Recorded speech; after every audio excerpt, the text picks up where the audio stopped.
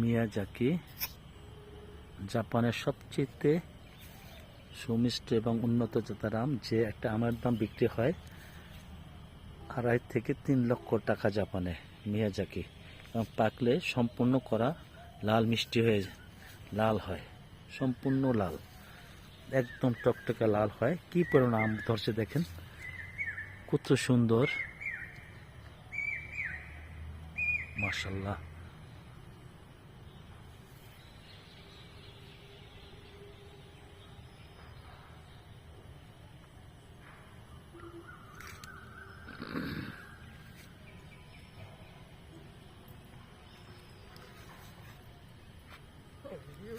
হ্যাঁ,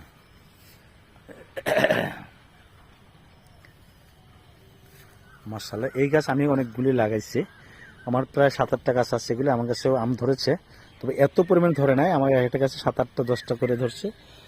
আমি এবং সব বিদেশি যত আমের গাছ আছে সব আমগুলি আমি লাগাইছি 2-3টা করে। আমি অনেক বড় বাগান করেছি।